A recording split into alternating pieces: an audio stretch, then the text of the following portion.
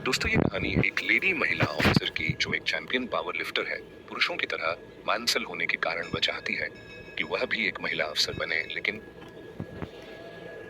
प्रशिक्षु कहते हैं कि एक महिला के पारंपरिक रूप में फिट हो ताकि वह साबित कर सके कि कोई भी महिला नेवी का हिस्सा हो सकती है। और ऐसा करने के लिए महिलाओं को हमेशा शारीरिक रूप से मजबूत दिखने की जरूरत नहीं है। उसकी नजर लेफ्टिनेंट जॉर्डन ओनिल पर पड़ती है, जिसने ओलंपिक ट्रायथलॉन प्रतियोगी होने के साथ साथ अकादमिक रूप से उत्कृष्ट होने की प्रभावशाली उपलब्धियां हासिल की है। वह पारंपरिक रूप से स्त्री होने के मामले में डे हेवन के बिल में भी फिट बैठती है।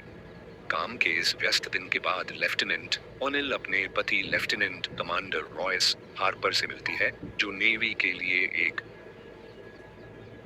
ऑपरेशनल अधिकारी है। वह उसे संदिग्ध स्थिति से सफलतापूर्वक निपटने के लिए बधाई देता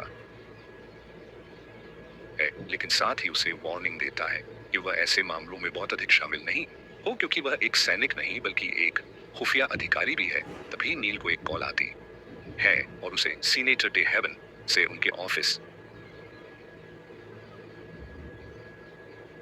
में तत्काल मिलने के लिए बुलाया जाता है। अगले सीन में सीनेटर सीआरटी प्रोग्राम से संबंधित डॉक्यूमेंट ओनिल को देता है और बताता है कि पूरा मामला क्या है। वह कहती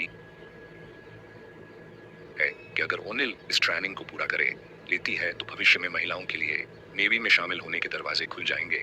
उस रात लेफ्टिनेंट अपने घर लौटती है और अपने पति के साथ इस विचार पर चर्चा करती है, लेकिन वह कई कारणों से इस विचार के बारे में बहुत उत्साहित नहीं लगता। सबसे पहले नेवी सीआरटी एक बहुत ही कठिन प्रोग्राम है जो ओनिल को लंबे समय तक चलने वाली शारीरिक चोट पहुंचा सकता है। उसे कई पुरुषों के साथ प्रशिक्षण और रहने की जगह भी साझा करनी होगी, जो निस्संदेह है उसके साथ गलत बर्ताव कर सकते हैं। लेकिन अगर वह किसी तरह से चुनी जाती है तो उसे लंबे समय तक एक्टिव ड्यूटी पर रहना पड़ेगा। रॉयस का कहना है कि उसके पास इतने लंबे समय तक उसका इंतजार करने का धैर्य नहीं है। ये बात नील को दुखी करती है, जिससे लगता है कि उसके पति को उसकी क्षमता और उनके रिश्ते को कमजोर कर रहा है। वह अब सभी को गलत साबित करने के लिए और भी दृढ़ है और सीआरटी कार्यक्रम के लिए नामांकन करती है। कुछ दिनों बाद वह ट्रेनिंग सेंटर पहुंचती है और कमांडिंग ऑफिसर उसे हॉस्टल से दूर एक अलग रूम देता है, जहां सभी पुरुष प्रशिक्षु सोते हैं। जल्द ही ये बात फैल जाती है कि प्रोग्राम में एक महिला को भी भर्ती किया गया है, जिससे पुरुष बिल्कुल भी खुश नहीं दिखते हैं। उसी रात जब नील रात के खाने के मेज में पहुंचती है तो कई पुरुष उसका मजाक उड़ाते हैं और उस पर महिला विरोधी टिप्पणियां करते हैं।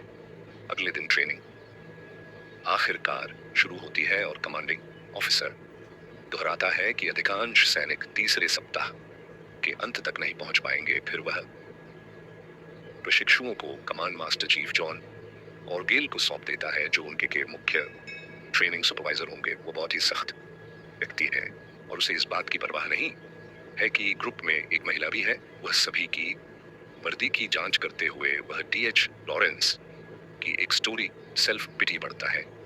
अप्रत्यक्ष रूप से सभी को खुद पर तरसना खाने के लिए कहता है। इसके बाद प्रशिक्षुओं को सबसे पहले सिखाया जाता है कि कैसे सैन्य श्रेणी की नावों को समुद्र की ओर ले जाया जाए और जल्दी से उससे उतरा जाए। बाकी की ट्रेनिंग बहुत कठिन है, जो उनकी शारीरिक शक्ति का परीक्षण करती है। कई भीषण अभ्यास के दौरान कमांड मास्टर उन्हें छोड़ने का आग्रह करता है ताकि उन्हें आगे और दुर्व्यवहार न सहना पड़े।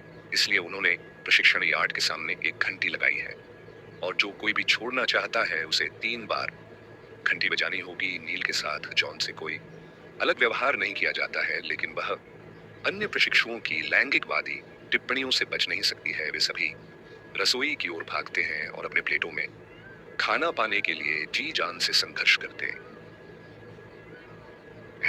लेकिन जैसे ही वे इसे खाने लगते हैं, प्रशिक्षक उन्हें मैदान की ओर वापस जाने के लिए चिल्लाना शुरू कर देते हैं। उन्हें अपने भोजन को कचरे के डिब्बे में डालने और खाली पेट प्रशिक्षण में शामिल होने के लिए मजबूर होना पड़ता है। चरम दिनचर्या का यह सिलसिला अगले दिन भी जारी रहता है। सुबह से रात हो जाती है और सैनिकों को ठंडे समुद्री पानी का सामना करने के लिए प्रशिक्षित किया जाता है। इसके बाद ही उनका चिकित्सकीय मूल्यांकन किया जाता है और उन्हें वही खाना खाने की अनुमति दी जाती है जिसे उन्होंने कचरे के डिब्बे में फेंक दिया था। ये पूरी तरह अराजकता है, लेकिन नील उसकी जेब में रोटी का एक टुकड़ा छुपा लेती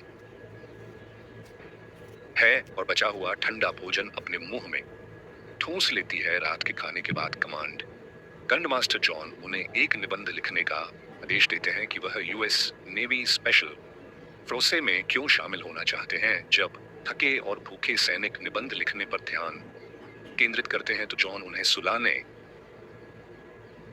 के लिए सुखदायक ओपेरा सॉन्ग बजाता है, जिससे जोश हो जाते हैं। दोस्तों, इस पार्ट में बस इतना ही। देखते हैं आगे की कहानी नेक्स्ट पार्ट में।